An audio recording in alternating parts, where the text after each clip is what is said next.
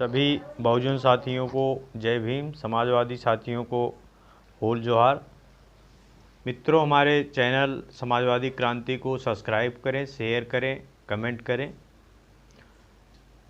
दोस्तों, आज हम आपको बता रहे हैं बहुजन समाज का अर्थ क्या होता है और ओबीसी वास्तव में कौन है। ये आपके लिए जानना बहुत ज़रूरी है, क्योंकि आप बहुजन और ओबीसी से ही आते हैं। तो सबसे पहले हम आपको बताते हैं कि बहुजन का अर्थ क्या है। बहुजन का अर्थ है जो सभी लोग जो इस देश में बहुतायत में रहे हैं, जिन्हें आज अनुसूचित जात, जनजात, अति पिछड़ा वर्ग एवं कन्वर्टेड माइनॉरिटी के नाम से जाना जाता है। अर्जुन सेन गुप्ता की कमेटी के पुराने आंकड़ों के अनुसार देश के कुल 84 करोड़ गरीब हैं, जिसमें 77% लोग बहुजन वर्ग के हैं। रिपोर्ट ने इन्हें सांस्कृतिक रूप से पिछड़ी, सामाजिक भेदभाव की शिकार और शिक्षा वंचित के रूप में संबोधित किया गया है। बहुतायत में होते हुए भी अपने ही देश में बेहाल जीवन जिया और आज भी जी रहे हैं, क्योंकि ये लोग संगठित नहीं हैं। लगभग 6000 से भी ज़्यादा जातियों में बटे हुए हैं। हर जाति का अपना अपना अलग अलग झंडा है। झंडा से यहाँ अर्थ है अपना देवी देवता, पंचायत, ऐसा कुछ भी जिसके नाम पर वो एक जगह एक जात के लोग एक जगह इकट्ठा हो जाती हैं। भारत में जो ओबीसी वर्ग है वह दरअसल वर्ण व्यवस्था में शोषित वर्ण में ही आते हैं। इनकी आबादी भारत में करीब 50% से ज़्यादा है।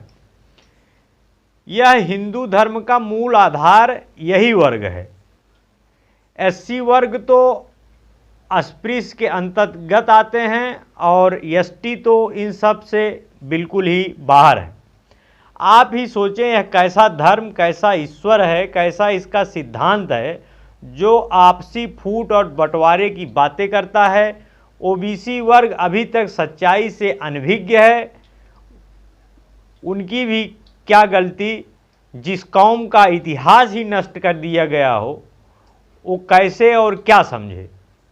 दूसरा, इन सभी को वर्ण व्यवस्था में नीचा रखने के बावजूद थोड़ी आज़ादी भी दी गई थी, जिसे दुख नहीं, वो संघर्ष नहीं करता। इसलिए वर्ण व्यवस्था में जिस जाति को सबसे ज़्यादा प्रताड़ित किया गया वही आंदोलन कर रहा है। क्या ओबीसी का कोई भी आंदोलन आपको दिख रहा है?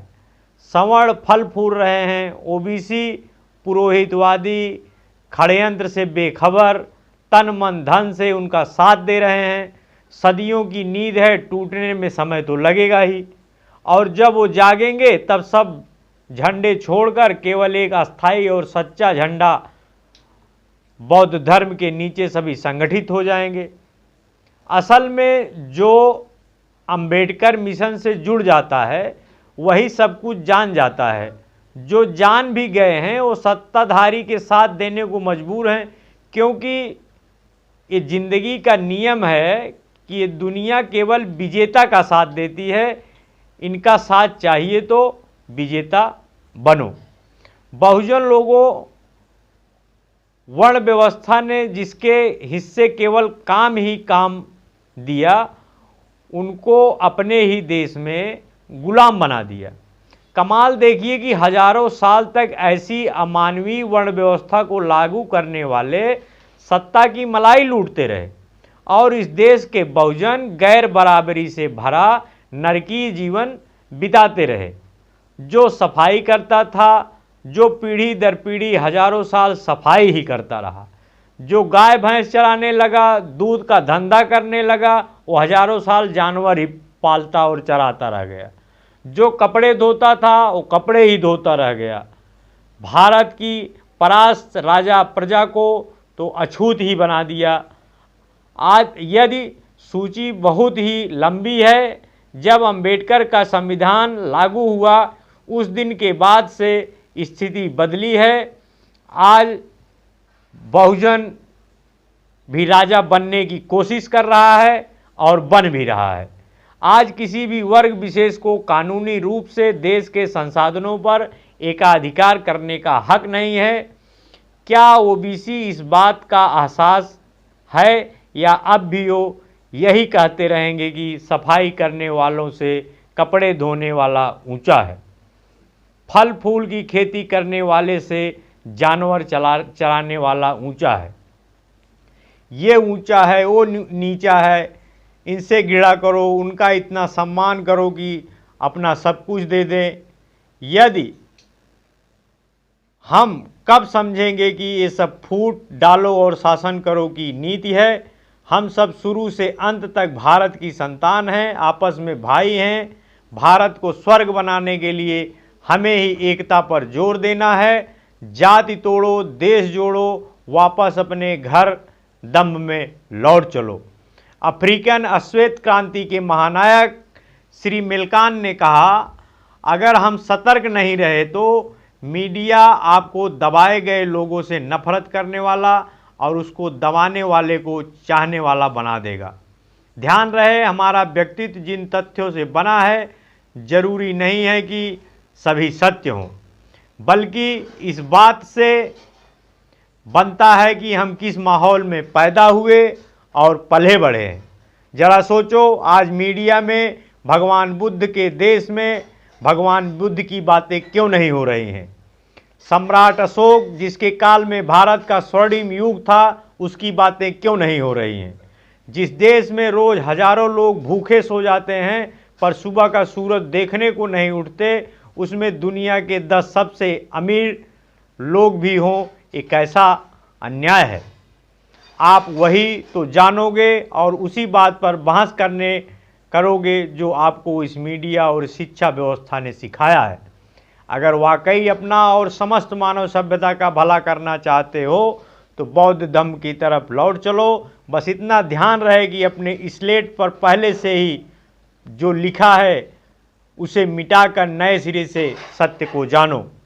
भारत की 80% बहुजन असल में बौद्ध जनता है, जिसे मनवादियों ने षड्यंत्र के तहत अलग अलग महापुरुष देकर अलग अलग खूंटे से बांध दिया है।